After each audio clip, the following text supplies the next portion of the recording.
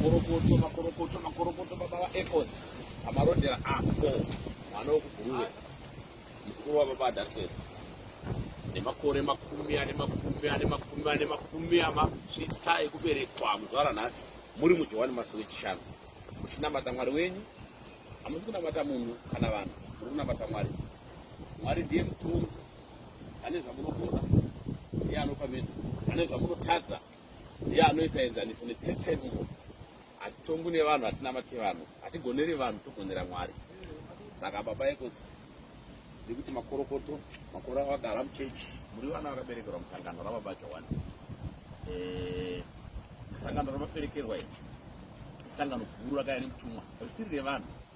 Sangano iri harina muridzi, isangano revatumwa ravakauya naro kuti mbavha, mhombwe, mhondi, makororo, nhubu, vanhu vose vauya vazonamata. Imi makapuwa mweya mutsvene pamusoro pazvo wokudzora vamwe vanhu. Vanhu vamadzora munyika muno baba ecos, Zimbabwe yedu, kunze kwenyika nenyika dzose vaziva baba Johani kuburikidza nezita renyu. Ibasa guru ramaita iro. Saka ndinoti pazuva renyu rokuberekwa, zuva renyu rokuzvarwa baba, ndakupaiwo chipo changu ichi 50 meters dzenjira nokuti musodegwa magalons ezviguru kuite basa remweya. Ndakatuma baba Alfred kuenda kuTanzania, havasati vadzoka, vari kudzoka mangwana vanonoka. Vari kuuya nematisheti enyu 20 nemashotsi 20. Moenda kuna baba asiti ndimarondera imomo, munopiwa masweta aya heka majaketi amunoda handi mazvinhu baba ecos, munopiwa 5.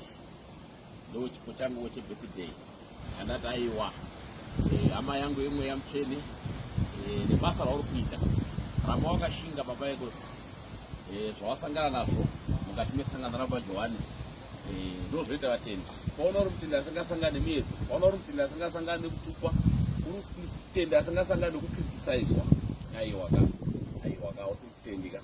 Mutendi anosangani mashoko asi unofanira kunyarara mudara ecos.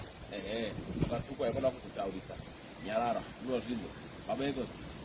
Chipo chandakupa ichi chejina jena ichi, kana ukatukwa haifana kutaurisa kana haifana kuudzana nevanhu mudara ecos. Wazvizwe vasiye vakutuka havana chavanotora, havana chavanotora kana zvarimwe chete. Haikona kushatirwa, vashatirwa unobvisa ngirozi, ukashatirwa unodzima ngirozi, usashatirwa mudara yedu. Vasiye vakadaro sapindura saka mudara ecos. Saka andatenda nebasa rauri kuita, masangano awadzora ayo marakuona marakuvara wadzora vanhu baba zodiwa naMwari vanhu vakasikwa naMwari. Saka aiwa mukomana akuuya uku ndaakukuisira jira rakuti riri kuuya nehama iri kuuya kumarondera nemukomana wangu wani uyu. Ino jira iri wariona kai ndariita mahama yaakusvika kumarondera iyo kana rasvikawo tidaurirawo hapana jira chedu rayatakura ndingade ndarisa pakombi kana ndaritumira munhu afamba naraiwa. Vakakosha jira iri akaringira nehama vaakuya kumarondera iyo raifambisa moto ofamba zvakanaka kuita marondera. Ndara ecos.